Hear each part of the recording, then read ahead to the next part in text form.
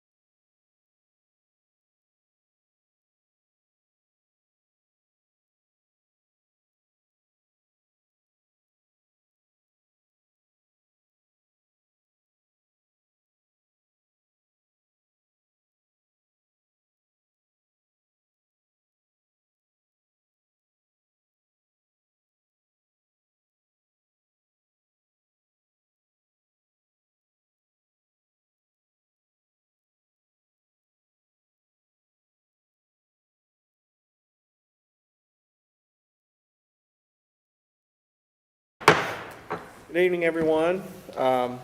Welcome to the High Point City Council meeting for October 4th.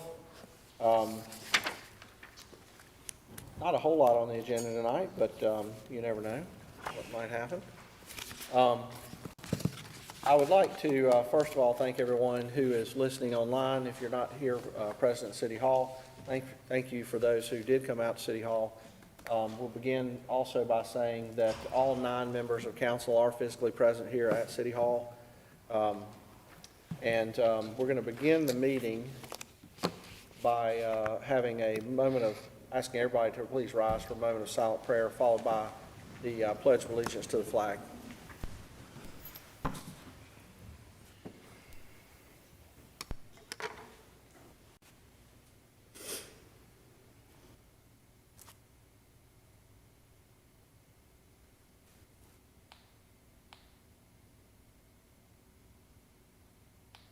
Amen. I pledge allegiance to the flag of the United States of America and to the republic for which it stands, one nation, under God, indivisible, with liberty and justice for all. Okay. First on the agenda tonight is a proclamation that I have regarding National Domestic Violence Awareness Month. I know there's some folks here from the Family Justice Center. I'm gonna sit and read it, and then I'll have you come forward and we'll take a picture. How about that? Okay. Just doing things a little differently because of COVID and whatnot. One day we'll get back to a little more fanfare during these proclamations. All right. During National Domestic Violence Awareness Month, we reaffirm our dedication to creating a culture of safety and hope in our community where no one suffers the hurt and hardship caused by domestic violence. We recommit to doing everything in our power to uphold the basic human right to live free from violence and abuse and recognize our shared responsibility in ending this pervasive problem. Whereas domestic violence impacts men, women, and children of every age, background, and belief, and is rooted in a pattern of power and control. And whereas the Guilford County Family Justice Center has been a beacon of light during the pandemic, remaining open and assisting individuals in person through coordination among essential services, including advocacy, law enforcement, and civil legal services. And whereas children and older adults impacted by domestic violence are even more isolated because of the pandemic, creating an even greater need for innovative collaborations like the FJC's Pathways to Camp Hope program for children and the FJC's Elder Justice Committee Coordinated Community Response. And whereas in a community partnership, the FJC has successfully brought together 17 agencies in one place to provide victims with easier access to comprehensive resources. This diverse and unique partnership provides hope and healing to victims of abuse and works diligently to hold offenders accountable. And whereas, by working together, getting involved, and through promoting awareness in this community, we can restore hope, stop the violence, and make our community safer for everyone. Now, therefore, I, J.W. Wagner, Mayor of the City of High Point, do hereby declare the month of October 2021 as Domestic Violence Awareness Month in the City of High Point.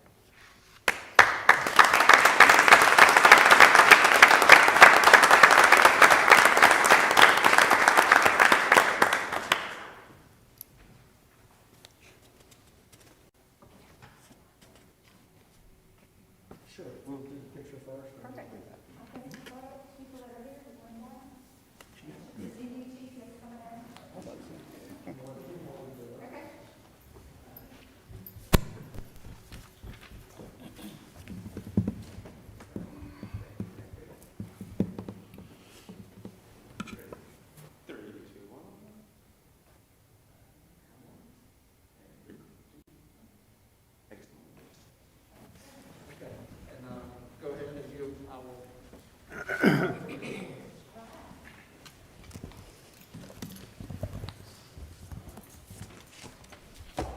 Thank you, Mr. Mayor. Councilmember Williams has been on our committee from the beginning to help see the Family Justice Center come to life here in High Point. Many of you have been supporting our work. It's hard to believe, but on October 23rd, we'll celebrate our 3rd anniversary. So 3 years opening. So I did a few numbers, and the first number that I came up with is 11,692 residents have received help from the Family Justice Center in High Point in less than 3 years, which I think is amazing. The second number that frankly felt a little more alarming than the first is that 36 people visited the Family Justice Center today. That's 36 women, men, and children in our community that today came in for help. And on average, when someone comes in, they work with 5 different agencies, and one of the most tremendous partners within the Family Justice Center is the High Point Police Department. They have a full unit that's housed there. And so I've been thinking a lot every year. I kind of ponder on things, and COVID has made a lot of things harder. These things make things harder. And I've kind of come up with 3 kind of challenges that we see in this next year. The first is that there are gaps in the criminal justice system that allow offenders to get away with these crimes, and they repeat them after victim after victim after victim. It's not uncommon that somebody comes in and says, my partner who hurt me's name is, and we can associate that person with 2 or 3 other people. So we know there's a pattern there. We also know that there's a really high level of burnout among the people in the front lines, and we're seeing people who've been in their jobs 10 and 15 years who are walking away from those jobs, and that's a direct impact to the health and safety of our community when good people say, I can't do this anymore because it's a little too challenging. And the third is that we need to raise the community's awareness of this problem. We like to put domestic violence on the shelf, and we know that child abuse, domestic violence, sexual violence, stalking, and elder abuse are problems that are in all of our lives, all of our work, and all of our community. And the only way we do those 3 things, which are 3 really big things that take really big solutions, is through partnership. So I'm really thankful for the partnership with the city, the partnership with the county, the partnership with the city of Greensboro. We do a lot of things in coordination around the health and safety of our community. And as I mentioned, thankful for our partners like Family Services of Piedmont and Children's Law Center and all these different agencies that show up every day. And normally we would have like 20 people here, but COVID, has to impact everything. So I appreciate that. And I just want to give the chief, who is as passionate as I am, and I had to make my notes because if he and I both get going at the same time, we could be here for a long time, and y'all are like, hey, you're not even on the agenda for that.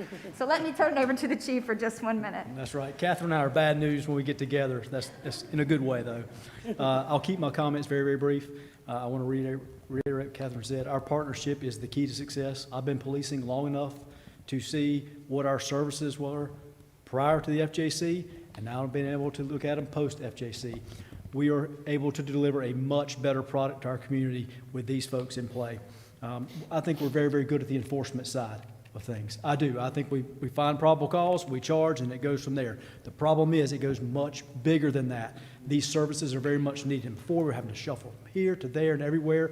And of course, victims get tired, they get frustrated, and then they just roll right back into the system. So with the FJC in play for us, our product is so much better. I know many of the people on this council had a hand in getting this FJC going, so I want to thank you as well.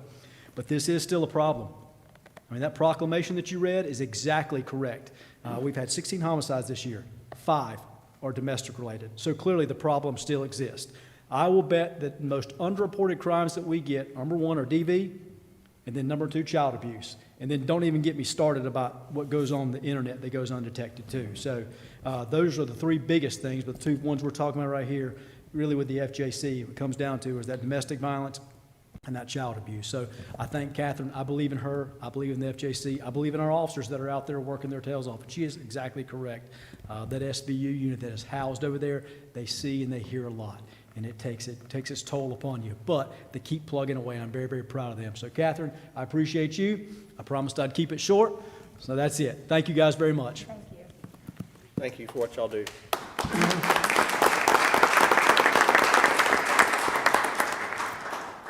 Okay, next up on the agenda is our strategic plan update. I'm going to begin with Councilmember Williams. Thank you, Mayor. This report covers the month of September. During that period, the local code enforcement staff processed 22 minimum housing complaints, 104 public nuisance complaints, and collected 148 assigns. Additionally, for the month of September, the LEC staff recorded 22 zoning complaints. A total of 163 public nuisance cases were abated, 53 city abated, and 110 were owner abated. 2 inspectors did work on Saturday morning, 9/18, and collected 112 signs. 7 properties with ordinances passed are in the appeal period. Demolition bids will be requested when the appeal period has expired. 4 properties have been out for bid. 4 properties have been out for bid for demolition. 2 properties waiting for asbestos abatement to be completed. There are 2 housing cases with the ordinance passed for demolition, waiting for repairs to be completed, which again is 337 Wingo and 216 Underhill. The inspector positions, 3 inspector positions remain open, and interviews are underway. During the report period, there were 461 total active cases, 263 active minimum housing cases, 110 active public nuisance cases, and 115 active zoning cases.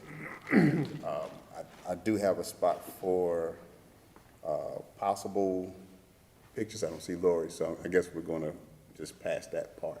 And I'll turn it back over to you, Mayor. Okay. Okay. Councilman Holmes, you have an update for us? I do. Thank you, Mr. Mayor. Last month, we completed the final draft of the RFP. I'm pleased to say that it has been released, and to date, we already have 8 responses from firms, both local and national. The period for submitting bids is going to be open till October 22nd, and at that point, by our next scheduled meeting of the task force on the 26th, we should have at least some finalists or narrowed down to some firms that we would like to proceed with. So moving ahead right on schedule. Excellent. Thank you. Any questions regarding the strategic plan update? Okay. Hearing none, we'll move on then to the public comment period.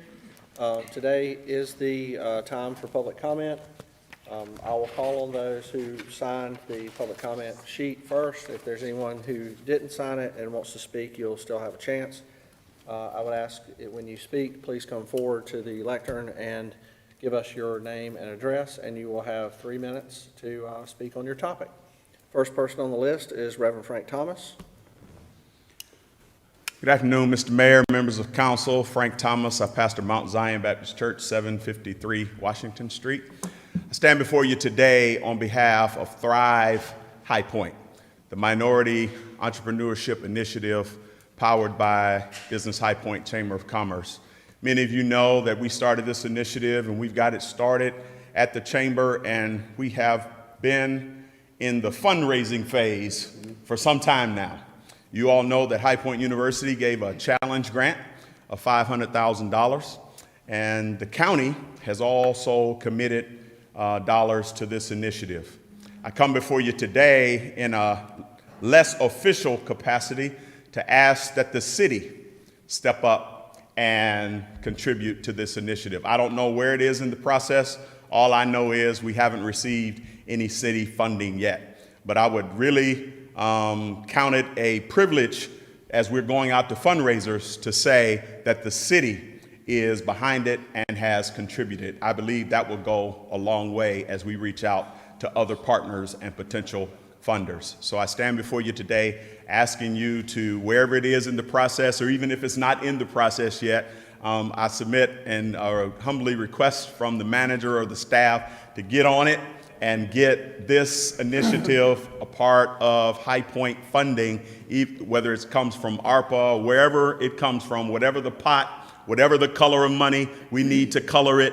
I asked you that you would get it in sooner than later, because we have on our list some other folks that we want to approach, and I think it would help us to have the city's involvement and support on the list. I also want to mention to you, you should have received an email from me earlier today. I want to invite you all to the Washington Street Unity Festival this coming Saturday from 12 to 4. It'll actually be hosted in Mount Zion's parking lot this year. Rather than the whole street, we're going to concentrate it at Mount Zion and across the street at the park. You're all welcome and invited to come 12 to 4 this coming Saturday. God bless you, and may heaven smile upon you. Thank you, Mr. Thomas. Next person on the list is Larry Diggs. Larry, it's good to see you. It's been a long time.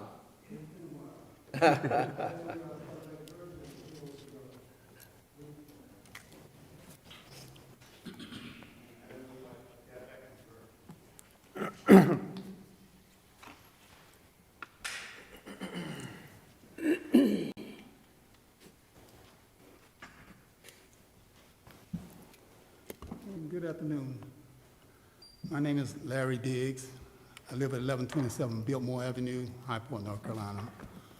One thing I was just wanting to find out about, I do know that at Daniel Brooks, of course, that y'all that have torn that down and everything like this, and I was wondering what's the status of the situation as far as when we would expect to maybe see. At one point, there was an article in the paper, I think about 1.5 years ago, 2 years ago, about them building houses back and all like that for low income. And I was wondering, the status of that situation, if you can give me an update on that. I think staff can get with you and get you an update, Larry. I know there's, that's, part of that's through the Housing Authority, isn't that right? So, yeah, so we can get you some information on that. Okay. We've got your contact here, and so we'll get staff to follow up with you and get you some info. Okay, so you just send it by email or? Yeah, we got your email address here. We'll, Okay. I think staff can probably work with that. Okay. Anyone else like to speak during the public comment period? Okay, not seeing anyone. We will push on with the agenda. Next on the agenda is our Finance Committee items, and for that, I will turn the meeting over to the Mayor Pro Tem, Britt Moore. Thank you, Mayor. Before you tonight, Council, is our consent agenda. We did meet on the 4 items, 2021-425, 426, 427, and 428. You will also see that there has been a regular agenda item added. So at this point in time, I would like to make a motion that we approve the consent agenda items. Second. There's a motion to approve the consent agenda items by the Mayor Pro Tem, seconded by Councilwoman Peters. Is there any discussion on any of these items? Okay, hearing none. All those in favor of approval of the consent agenda items, please signify by saying aye. Aye. Is there anyone opposed? Okay, that motion passes.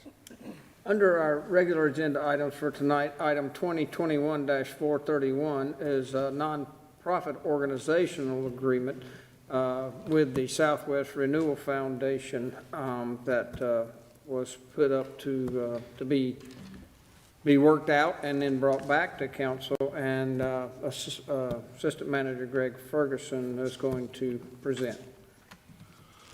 Mayor and Council, as part of the FY 21-22 budget process, the council requested that there be an agreement drawn up with the Southwest Renewal Foundation, High Point, for the usage of $50,000, and that was appropriated July 1, but it has not been paid. So this agreement lays out the usage of those funds. It is based on a nonprofit organization agreement that's going to be more of a standardized format moving forward. And so really when you get down to the section or exhibit section, that's where you actually see what the organization will provide to the city. And in this case, it's assistance in acquiring property interest along phases 1 through 3 of the Southwest Heritage Greenway. There's a map that's attached, attachment exhibit B rather, that shows the general location of phases 1, 2, 3. What the agreement lays out is a process where Southwest Renewal Foundation will identify tracts, will then provide those to the city, and the city will have a period of time to review those and make sure that they're consistent with, of course, the plan, and then really talk about the area in question, how much we need to acquire, whether that's an easement, some other type of property interest. So it lays out an option process and a 60-day time period. We anticipate that it may not take that long, and certainly our goal would be to be much quicker than that, but depending on what type of legal entanglements a piece might have, it could take up to 60 days. So that is the agreement. I'll be happy to take questions. This is Councilman Moore. So these funds, I mean, the funds will go specifically for the purchase of the identified properties, correct? Correct. For property interest. So it could be an easement, or it could actually be real property if we needed to acquire a strip. So that's something the staff would work with Southwest Renewal on to identify that. Any other questions? Oh, sorry. It's easy to do. No problem. Anybody else have questions? Okay, hearing none, I'll make a motion to approve item 2021-431. Second. Okay, there's a motion and a second to approve this item. Is there any discussion? Okay, hearing none. Yes, there is. I'm sorry, you know what I'm going to say, because I've said it before. I have real problems with the core of what we're doing. I have no problem with Southwest Renewal. Southwest Renewal does great work. I have a problem of how we're doing this. The job of city council is to create policy. That's our premier job. We've created a policy. We already have a policy of how to give nonprofit organizations allocations from the city. We already have a procedure for doing that. We're ignoring the policy that we created. For some reason, we're doing that. I don't know what word you want to use it. Favors for friends? I don't know what to call it, but there's something that we're doing. We're going against our own policies. We're going against our own procedures. We already have a way to allocate. It's through the Finance Committee, through nonprofit allocations.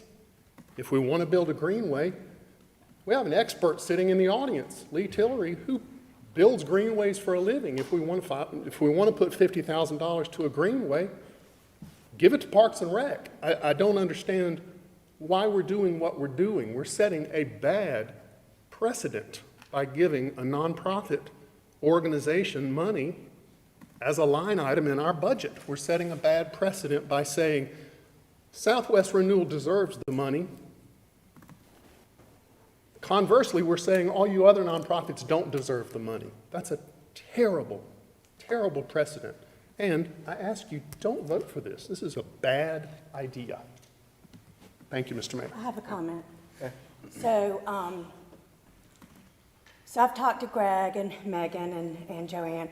Can someone in staff please explain that this nonprofit is totally different than any other nonprofit that we deal with other than Forward High Point?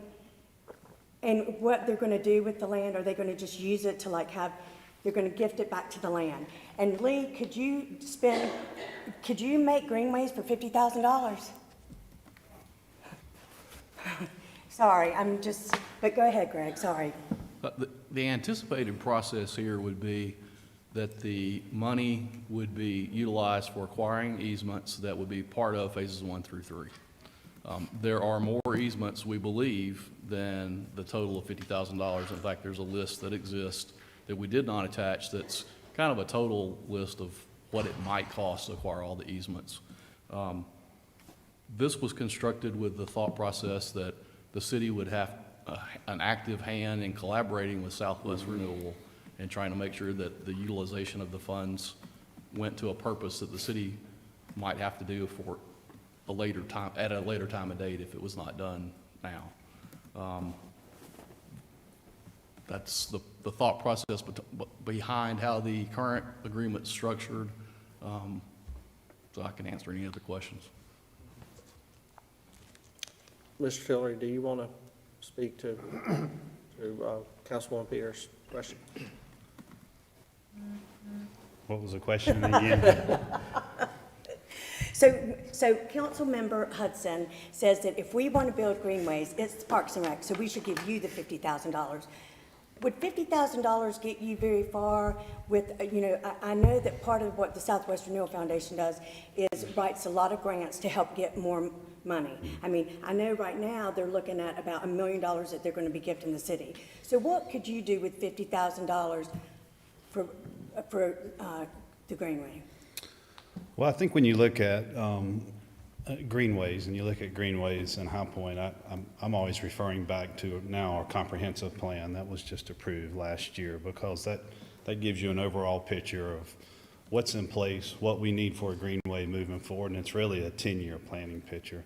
And that involves a lot of different aspects too. So as you plan, and as you're talking about money, yes, sure, it plays a huge role. Land acquisition, easements, what we need to actually construct a trail, maintenance of a trail once we put it on the ground. So there's a lot of issues that come into play when you're looking at a greenway master plan. But I try to look at it from a holistic standpoint and what we need for the entirety of the city. So obviously if, land acquisition is extremely important when you look at a city as old as High Point, and it's built out in a lot of ways, because once you lose that opportunity to get that land, it won't be there. And it's not just in the Southwest, that's through the entirety of the city as well. Hope that answered your question. And one more question. Would you say that that what Southwest Renewal Foundation has brought to the table as far as grant writing and some other things, do you feel like the city has benefited from their work? Yes, I feel like there is a benefit there. I mean, when you start to look at grant writing and all that we need to do, just grant writing in general in Parks and Recreation is a lot. We don't have anybody specific to do that work. Typically, it falls on myself or Tracy to do that work. The grants that we've done for City Lake Park, we don't have anybody specific in our department that does work specific to grants for greenways. So yeah, it is helpful. Again, I would go back to us having a greater plan within the entirety of the city and focusing on that, because there's certainly some low-hanging fruit within that Greenway Master Plan. If you look at it, there's land that the city already owns that we could develop pretty easily. But developing greenways is complicated. It starts with the land. It starts with having the money to do it. And again, that's why we go back. If you look at the Greenway Master Plan, it prioritizes some of those areas that we should concentrate on, because they are low-hanging fruit. They're easements that we already are in control of, land that the city already owns, that we could simply go in and put that piece of greenway on the ground. Thank you. So Lee, is this initiative before us, do you foresee that as an enhancement to complement your master plan for the Greenway? So the Southwest plan, in the entirety, the entire Southwest plan was included in the greater comprehensive master plan from last year. So that part, any part of that plan, we just basically adopted that into the greater plan, Brett. So that is part of the greater plan, the greater comprehensive plan that was completed last year. Mayor Wagner, this is Councilman Jefferson. Yes. Go ahead. Sorry, were you about to? No, I was just getting ready to ask if anybody else had the questions. Yeah, so if I could, I guess, clarify a couple of things. So first, what's for consideration here is the agreement. The budget allocation's already been approved. That was done back in June, right? Okay. I guess what I'm curious about is, I guess, maybe it's perspective on what we're doing. And Mr. Tillery, I appreciate the clarification that you've given us in affirming the alignment between the Southwest Renewal Foundation's plan and the city's plan, in a way kind of paints this picture that shows some form of collaboration, some form of partnership. And I don't know if I could say that word, because I know sometimes there's legal implications of actual partnership, but certainly collaboration at the very least. I think that what I see a little different from our traditional outside agency funding is that we're typically giving funding to that org for that org's benefit to do what it will do within its purview. I think that Southwest Renewal Foundation, if I could, Councilwoman Peters, you said, how is Southwest Renewal Foundation different from the other nonprofits outside of Fort High Point? The funny thing is, Fort High Point is exactly what came to mind when I thought of Southwest Renewal Foundation, because we already have a precedent, to the earlier sort of point made by Councilmember Hudson. We already have a precedent of working with nonprofits to collaborate with the city to help the city achieve its plans and its missions. And Fort High Point does that for us. It sounds like Southwest Renewal Foundation is getting the opportunity to do that for us. And heck, they have a precedent, to stay on that word, of partnering with us in development, in grants, in neighborhood enhancement, in outsourced collaboration. So to me, I don't see the con of them doing work that's already consistent with what we want to have done. And they've proven to be that kind of ally and benefit already in the past. And I actually thought we put this conversation to bed several months ago. I'd be curious to know what actually sparked it coming back up. In due respect to all my colleagues, I call the vote. Okay. Anyone else? Second. Okay, well, the motion's already been made, motion second's already been made. Oh, okay. So, with that, all those in favor, please signify by saying aye. Aye. Is there anyone opposed? No. Okay, there were 2 noes, Councilman Jones and Hudson. All right. I think that's it for you. That's all for finance. Okay. Planning and development's going to be pretty quick. We have 4 resolutions of intent, 3 for annexations and 1 for a street abandonment. First one is resolution of intent for annexation case 21-07. This is to establish a public hearing date of November 15th, 2021, to consider a voluntary contiguous annexation of 69 acres. This site is located south of the southern leg of Joyce Circle, approximately 270 feet west of Skeet Club Road and north of I-74. Property is known as Guilford County Tax Parcel 198681 and Forsyth County Tax Parcels 6892-08-4548 and 6882-99-7017. And I move for approval of the resolution of intent. Is there a second? Second. Seconded by Councilman Williams. Is there any discussion on this item? If not, hearing none, all those in favor, please signify by saying aye. Aye. Is there anyone opposed? Okay, that motion is approved. Next is annexation case 21-08. Again, this would establish a public hearing date of November 15th, 2021. Consider a voluntary contiguous annexation of 3 parcels totaling 8 acres. Parcels are located along the south side of West Wendover Avenue, approximately 300 feet west of Gisborne Drive. That one is Guilford County Tax Parcel 170007. Also along the east side of Penny Road, approximately 420 feet south of Wendover Avenue. Portion of 2217 Penny Road, Guilford County Tax Parcel 170004. And along the north side of Summit Drive, approximately 400 feet east of Penny Road, Tax Parcel 196673. And I move for approval. Is there a second? Second. So there's a motion and a second. Any discussion? Hearing none, all those in favor, please signify by saying aye. Aye. Anyone opposed? That motion's approved. Next is a resolution of intent for annexation case 21-09. This would establish a public hearing date of November 15th, 2021 for voluntary annexation of 13 acres. Property is on the north side of National Service Road, approximately 1,200 feet west of Piedmont Triad Parkway. This is Guilford County Tax Parcels 169804, 169805, 169806, 169810, 169812, 169734, and 169798, and I move for approval. Is there a second? Second. There's a motion and a second. Any discussion? Hearing none, all those in favor, please signify by saying aye. Aye. Is anyone opposed? Okay, that motion passes. Next is a resolution of intent for street abandonment case 21-02. This is an approval of a resolution of intent to establish a public hearing date of November 15th, 2021, to consider a request by Erasmo Trujillo Hernandez, Lily Pad Investors LLC, and High Point University to abandon the eastern 365 plus or minus feet of Barbie Avenue right-of-way. This is an improved right-of-way that runs in a general east-west direction between 908 and 920 Barbie Avenue. This is abutting several Guilford County tax parcels, 190710, 190711, 190712, 190713, and 190041. I move for approval. Is there a second? Second. There's a motion and a second. Any discussion? Okay, hearing none, all those in favor, please signify by saying aye. Aye. Anyone opposed? And that motion is approved.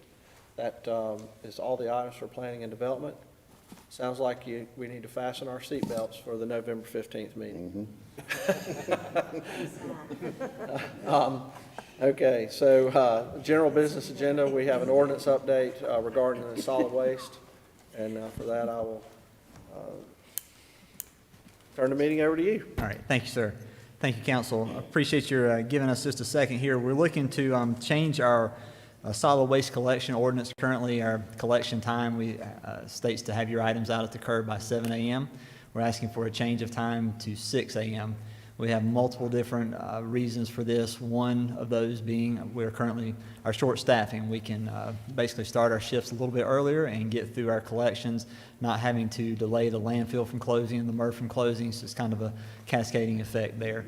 Several other reasons as well, but we'd like to just seek your approval from changing this from 7 a.m. to 6 a.m. Is there any, I'll go ahead and make the motion for approval. Okay, there's a motion for approval in a second. Is there any discussion or questions for staff on this item? Okay, hearing none. All those in favor, please signify by saying aye. Aye. Anyone opposed? That motion passes. Get it out the night All right. before. Yeah, put your garbage out the night before, folks. Next item is an item regarding NCDOT and a permanent utility easement and temporary construction easement for the Gallimore Dairy Road widening project. Good afternoon, everybody. City Council approval is requested to approve the dedication of a permanent utility easement and a temporary construction easement to NCDOT for the Gallimore Dairy Road widening project. Does anybody have any questions? When's that slated to start? I'm not sure. It shouldn't be too long from now. They're just in the middle of doing acquisitions now, so Yep. probably next year. If you look on the map in the agenda packet, you'll see these are two very, very small pieces. Yeah, very The small. permanent easement is 427 square feet, and the temporary easement is 1,605 square feet, and it's on the south side of Gallimore Dairy Road. Right, that's a very large piece that goes over to Piedmont Parkway. It's the backside. Okay. Any questions from anyone? Okay, hearing none, I'll make a motion for approval of this item. Is there a second? Second. Okay, seconded by Councilman Jefferson. Any discussion? Okay, hearing none. All those in favor, please signify by saying aye. Aye. Anyone opposed? Okay, that motion passes. There are some minutes to be approved. We are going to have a short closed session for personnel, but let's go ahead and approve the minutes. I'll make a motion to approve the minutes as stated. Is there a second? Second. Okay. Is there anyone with any questions or corrections for the minutes? Okay, hearing none. All those in favor of approval of the minutes, please signify by saying aye. Aye. Anyone opposed? Okay, that motion is approved. I'll go ahead then and make the motion. What? It's under attorney-client privilege. Oh, it's under attorney-client privilege. Oh, I'm sorry. Yeah, I guess it is. All right, I will make the motion then to go into closed session for purposes of attorney-client privilege. Is there a second? Second.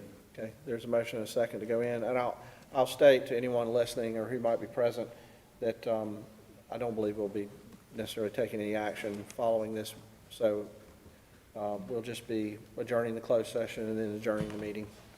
All in favor of going into closed session, please signify by saying aye. Aye. Anyone opposed? Okay, so we're now in closed session.